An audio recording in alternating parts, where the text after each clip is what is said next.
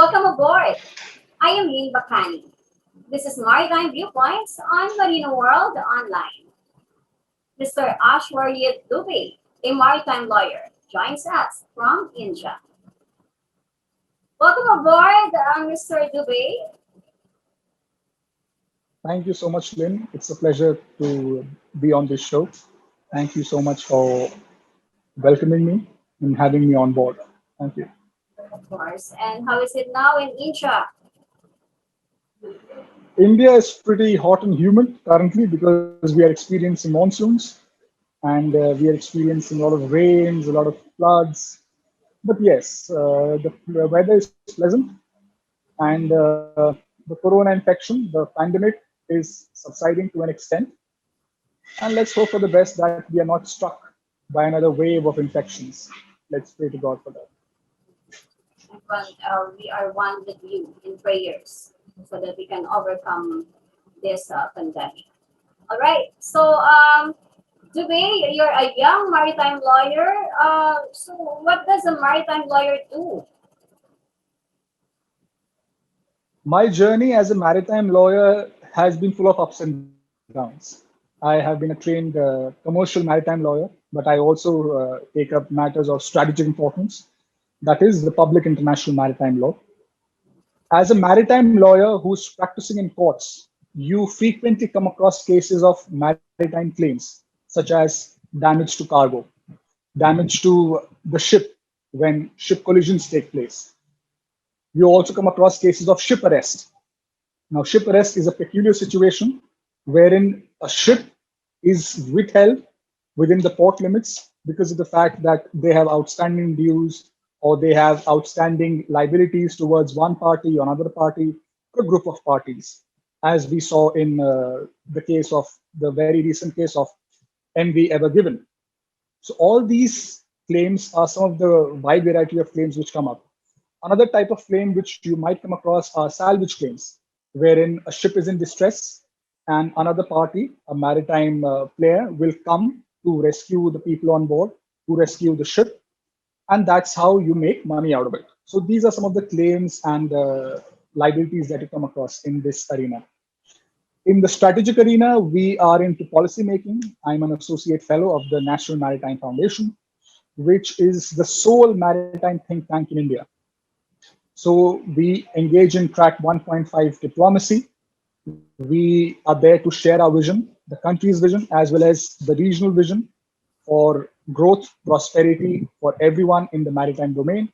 And that's how we interact with international players as well as domestic players.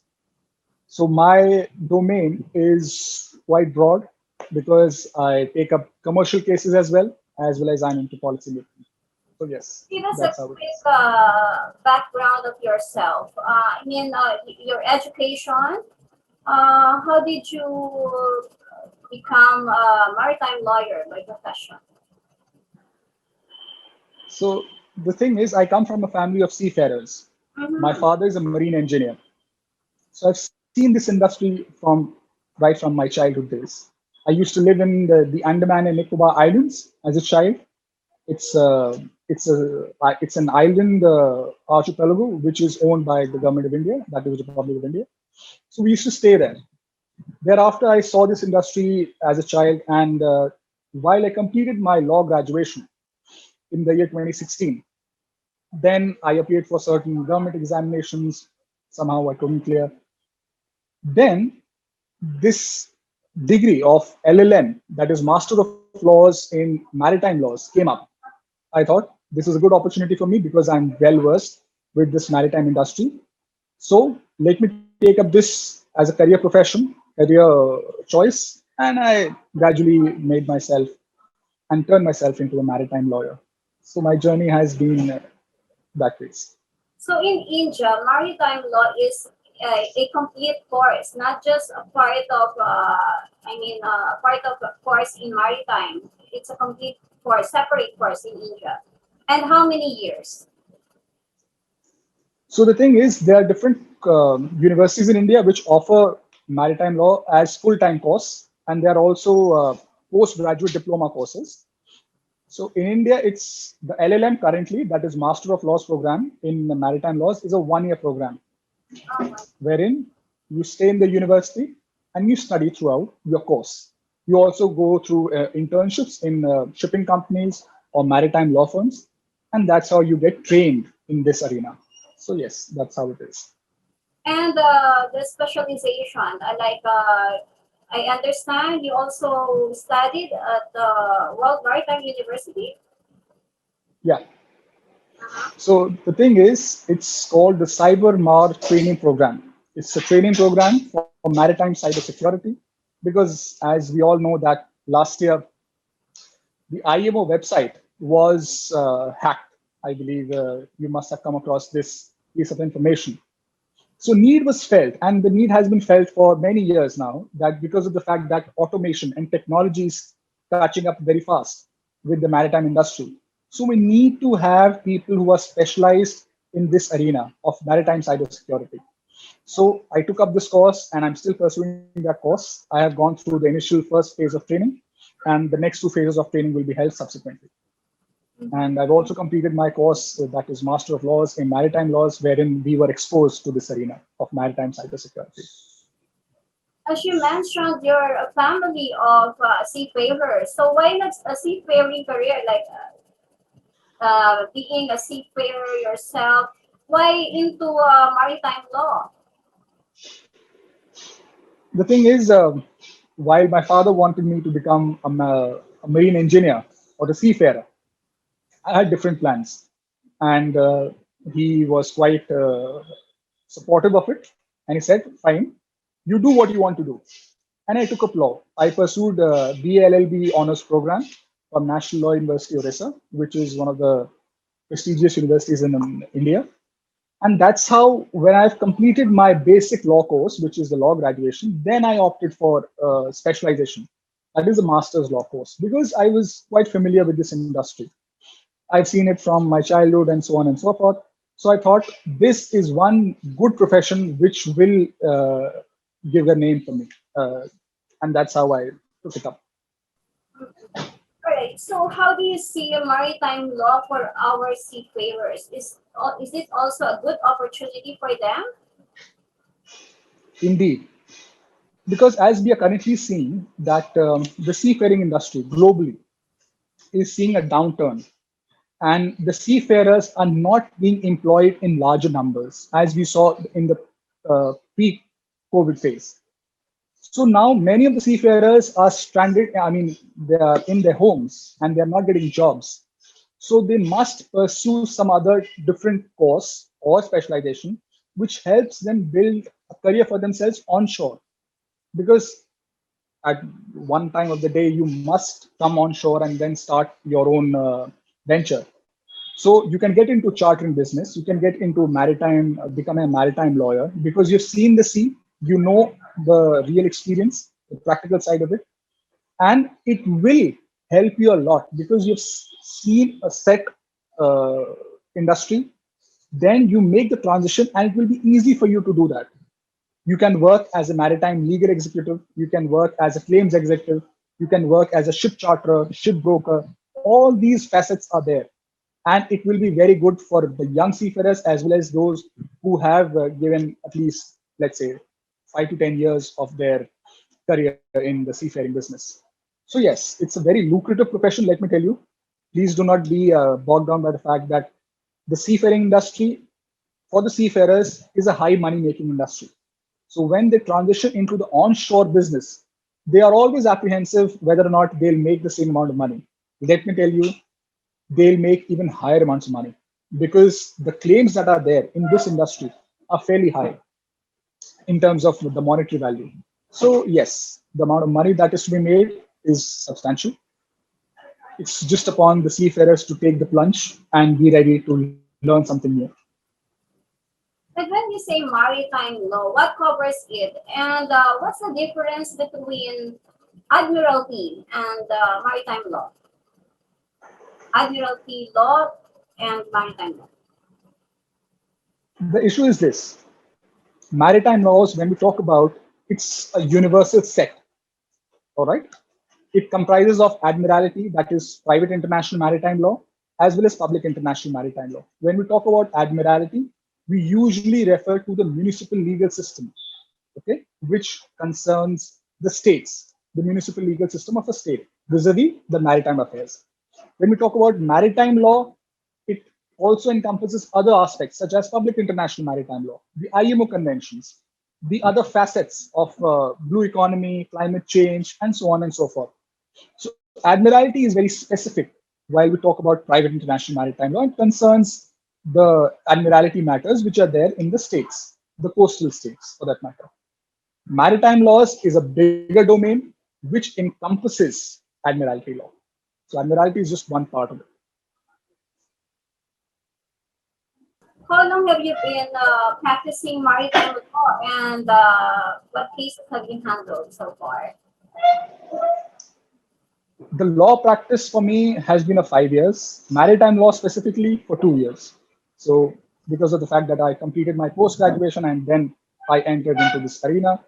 So before that, I had been into law practice, but then when I made the shift, when I became a maritime lawyer, for that I took, it's just 2 years for me in this profession as a maritime lawyer. Mm-hmm. So have you handled celebrated cases, whether it's domestic or international? I do take up cases both domestic as well as foreign. But as you might be aware that I'm not at liberty to discuss cases because they are bound by confidentiality.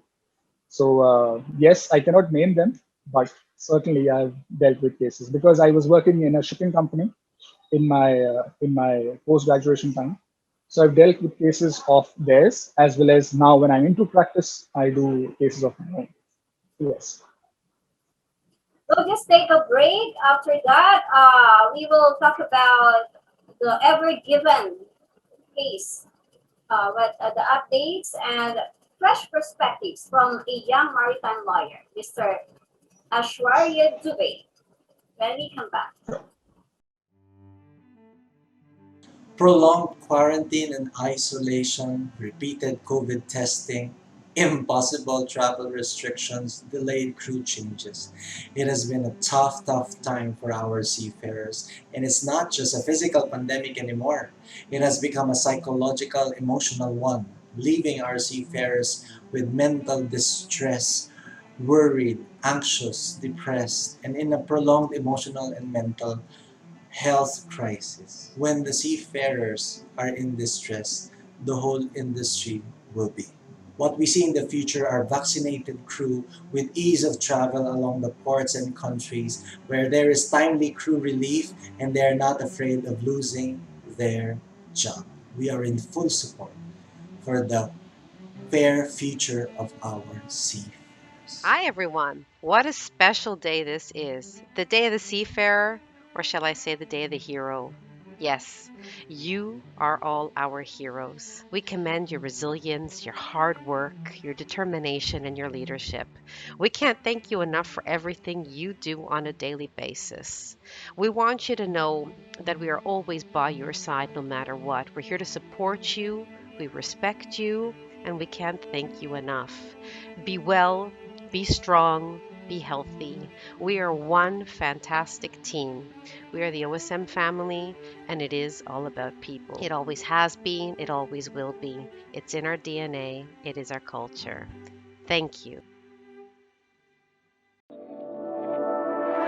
What if I tell you that KSIM Connect has become a reality? It is the cloud-based ecosystem for maritime education and training, where Kongsberg provides simulation and services to all members. As an instructor, my main goal is to educate and train seafarers to acquire skills promoting safety, sustainability, and efficiency at sea. At KSIM Connect, I can efficiently manage my simulators, my exercises, and my students. In the exercise archive, I can store my library of exercises, and if I want, collaborate and share them with my colleagues or others in the global community. KSIM Connect enables me to give students access to cloud simulation, so they can train anytime and anywhere while learning at their own pace. In addition, I can explore the library of models and exercise areas, download or subscribe those that fit the learning objectives. And I can even order spare parts or a service visit if needed. Kongsberg has started to create the future of maritime education and training by creating the community where instructors can find news, explore and download available simulator models, distribute or share exercises that fit the curriculum. Imagine using Case and Connect to integrate our simulators in the same virtual exercise environment, enabling students to train and interact together. It doesn't matter whether you're in Singapore, Australia, or in the United States. As long as you're online, you are part of the knowledge-sharing community. Kongsberg is shaping the future of maritime education and training by creating the community. Let's continue building this community together for the benefit of ourselves and the entire maritime training industry. Join Case and Connect today.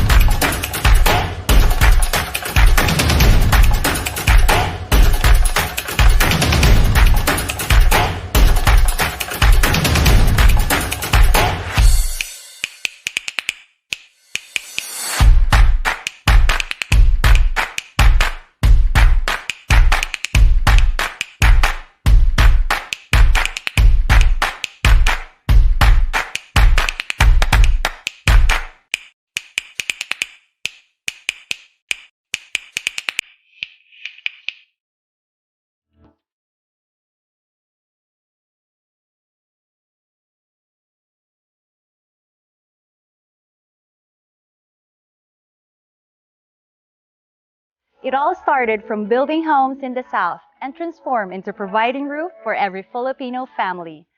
Solar Resources Incorporated's residential developments let you live in space that allows you to achieve a balanced lifestyle.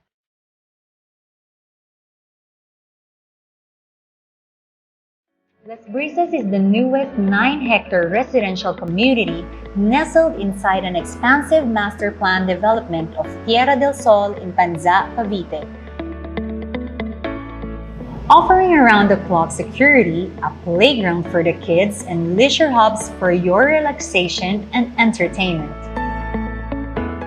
This residential community is located between Panza and 13 Martires, Cavite. It's only 4.3 kilometers away from SM City 13, Tower Mall 13, and Public Market.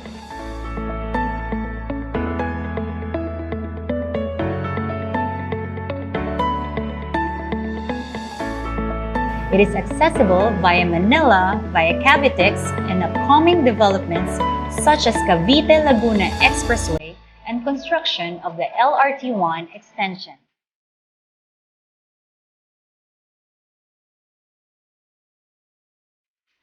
Solar Resources Incorporated is committed to offering you your ideal home that makes valuable investment and that great suburban experience.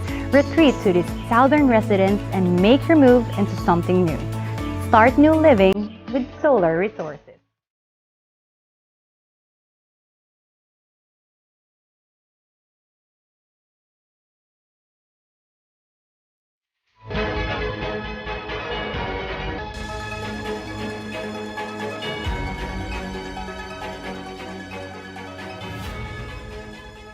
We're back on the program. We're still with Mr. AISHWARYE DUBEY, a maritime lawyer from India. And now, Mr. Dubey, please tell us about your perspectives on the Ever Given case, which is still pending right now, right?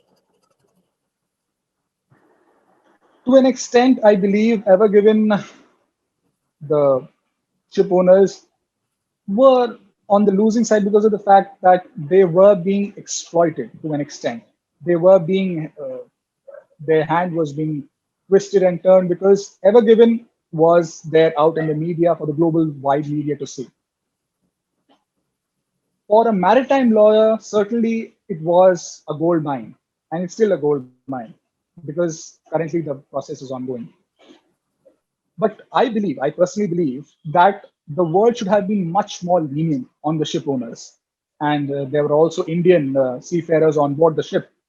The ship was arrested for quite some time, I mean, for months now, and now it has been released. The Suez Canal Authority has released it. So it's now set up safe. Considering whatever has happened and the amount of money that was involved, I personally believe that it should have been a little lesser, at least substantially, because of the fact that the delays are there, the cargo on board the ship is already there. We never know what type of cargo was there on board the ship. Let's say if it was perishable cargo, then when the cargo will reach its destination, it will already be damaged because if there's perishable fruits or vegetables or some other entity, it might have gone, it might have been destroyed or it might have gone sour or whatever. So considering the cargo on board, the Suez Canal Authority should have taken a much more lenient view. That's one. Secondly, to blame the master or the ship owner for every single thing that is happening, I do not believe it's personally a very suitable proposition because of the fact that many a times there happens things which are not in our hands. And as we saw, the ship turned and it got blocked because there were high winds which were blowing. So considering that situation, many a times you are helpless in front of God's forces, in front of the nature's forces. So it's not correct to blame every single person that was there. Many times we have to take an empathetic view. We are already in a pandemic situation. The world is suffering a lot. And the seafaring industry is suffering even heavily, whilst the global trade is moving to some extent because of the fact that we need to keep moving. But Ever Given and these incidents which happen, they instill a sense of fear in the seafarers, even the masters, chief officers, and the marine engineers, that if something goes wrong, there's no one to take care of me. There's no one to have my back. Even when I'm not at fault, when you are almost helpless in front of God's forces, then what can you do? So empathy is one thing which is lacking in our industry, and we should be much more empathetic towards the cause of seafarers, seafaring industry, ship owners, cargo owners, and so on and so forth. Because we are in this together, and we should help each other rather than blaming each other. So that's what I feel about this incident. So this is not yet over because there are still many claims from the affected ships during the blockage, right? Right. The case is ongoing. The most pleasant situation is that the ship has set sail. Now the cargo will be reaching its destination. And we believe that even the Suez Canal Authority is taking measures to oversee the fact that such situations do not occur, because this was one channel only which got blocked and the whole shipping industry had to suffer. Millions of dollars, billions were spent, were devastated. But considering these situations, we also came across the fact that yes, we need alternate sources of transportation vis-a-vis the maritime arena. We need much more to be done in this space, in this sector.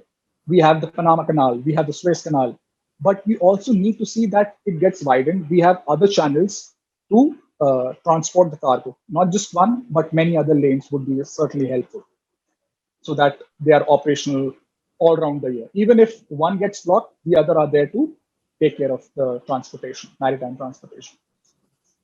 On this particular case of a container ship ever given, how do this maritime law on general average applies?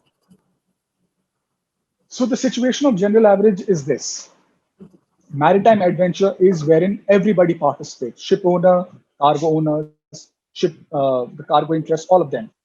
So it was a process wherein, to take care of the larger interest of the whole shipping industry, it evolved many centuries ago. And in this situation, general average was declared by the ship owners so that no one party gets the whole of the blame, gets the whole of the claim to be reimbursed. So everybody participates to the extent that they have engaged in this maritime adventure. Now it's a very complex process. It involves a lot of calculations to be done. It's a long and tedious process. General average will take time, will because of the fact that there are multiple thousands of containers on board the ship. How to put the liability on each party is a thing which is to be done very meticulously and very, very carefully, so that proportionally they are supposed to reimburse the claim. So that's how general average has been in this case and in other cases as well. And what are your thoughts on the ripple effects of these claims because of that incident? Yes. So there will be problems that will be there. There will be ripples which will be created. In the future, what will happen is people will be much more careful about this. The insurance part, the insurance of the cargo will certainly go up when cargo is transiting this arena, that is the Suez Canal. Because, see, at the end of the day, everyone wants their interest to be taken care of. So while we see that, let's say, ships are transiting in a war area, war zone, so we see that the insurance premiums go up in that arena, in the ships which are transiting that arena. So the ripple effect is the insurance premiums will go up. One. Second, people will be much more careful when crossing such channels, when crossing such canals. Third, even the canal cost, the cost is which is given to the canal authorities will go up, because they also have to take care of the fact that if something goes wrong, they will be blamed in addition to other parties who are being blamed. So ripple effect is there. The whole cost of transporting one good to another good via the Suez Canal will have increased substantially in the times to come. So these ripple effects will be seen in the future, and they are being seen currently as well. And what reflections can we draw out of this incident for the different parties? I believe, as I mentioned in the past, in my previous 5 minutes, that empathy is one that you need to be understanding. General average, while being calculated, needs to be taken care of because of the fact that, fine, everything has happened, we have suffered a lot, but to inflate your cost, to inflate your claim without having substantial amount of reasons to do so will not be the way forward. Because we see that when the claim owners raised the claim, they were very, very high. They were 900 to 950 million dollars, but then they substantially decreased it. So inflating the claims will have no purpose. That's one. The ship owners will certainly be very, very wary of the fact that, well, while they are transiting, we should be careful about the weather conditions. We should be careful about the proper training of seafarers, because let me tell you, much more amount of training is required whilst we are crossing that channel now.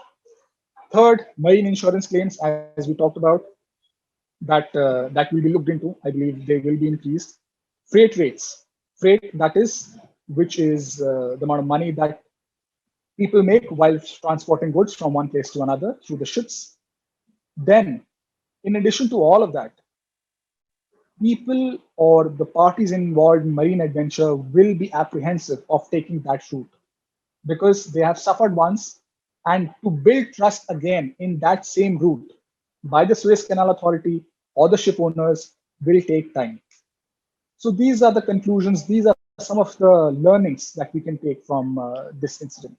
Can you please expound on this? I'd like to quote the Suez Canal Authority. Uh, the Egyptian Maritime Law number 8 of 1990, articles from Article 282 to Article 290, stating that the responsibility of the ship's master and not the authority's pilots, as their opinion is advisory and non-binding, and the owners and operators bear any damages that may befall the authority, its property, others of the ship itself. Yeah. Essentially, what it means to say is that everything, every responsibility in any such incident, any incident for that matter, or accident, will be of the ship owners, okay, or their agents. So that's one side of the literal meaning of that provision which you just read out. However, there are many cases, both in the domestic laws, in the domestic legal systems of different countries, as well as globally as well, wherein such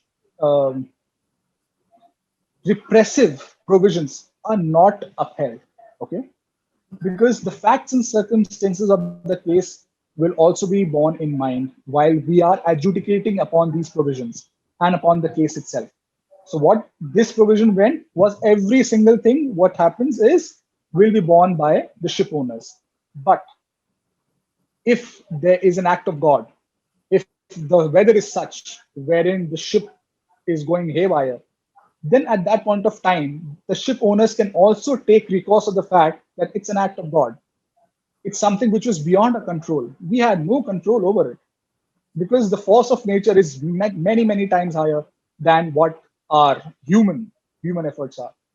So these provisions are certainly there, which put the onus on the ship owners and their agents to take care and reimburse the claims.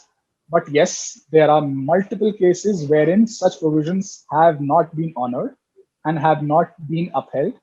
And the ship owners have also been given some amount of relief from such provisions. Anything more you would like to emphasize?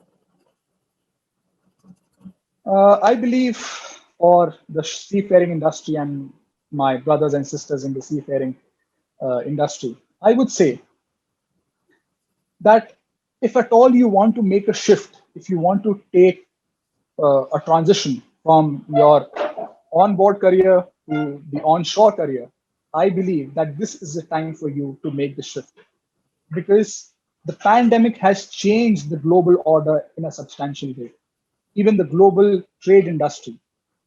Now, when the trade is evolving so fast, the industry is evolving so fast, you must also evolve. Now's the time for you to take courses, to upgrade yourself, to upgrade whatever skills you have, so that when tomorrow the global industry opens up and the contours are different, you are also ready to take care of the challenges that are there in front of you as well as the global seafaring industry. So there are certain institutions which offer courses on an online platform because as we all know that we cannot travel right now. We cannot go abroad or even let's say our own universities. So what is the one thing that we can do to enhance our skills, to enhance our knowledge base? There are courses if you want to take up maritime law courses or marine insurance or ship chartering, ship brokering. There are courses online such as the Lloyd's Maritime Academy is there, the World Maritime University is there. Then you have the National University of Singapore. You have the International Maritime Law Institute in Malta, wherein you can take up these courses and do it on an online basis. What will help you in these courses is you will enhance your knowledge, you will enhance your skill base. You can take these courses as per your own will and convenience. And when the industry opens up, it's opening up gradually, then you can apply to different forums. Even whilst you were a seafarer, now you can make the shift. You can take a turn towards an onshore career. Onshore careers will help you because we never know what life will throw at us, what nature will throw at us. So we need to upgrade our skills, as I've been pointing out. So Lloyd's Maritime Academy, World Maritime University, universities of Southampton, Swansea, they're offering LLM courses for seafarers, and they are given weightage whilst they apply. And online courses, they are always given preference because these courses will save you. These courses will take care of your interest, whether professional or personal. So yes, please apply for them, learn more and more, be up to date, and you can certainly make a mark for yourself in this industry. I had a wonderful time to talk to you, whilst talking to you, and we hope the best for our maritime industry, and let's hope and pray that this pandemic subsides sooner. Thank you for your valuable insights, Mr. Aishwarye Dubey, a maritime lawyer, joining us from India.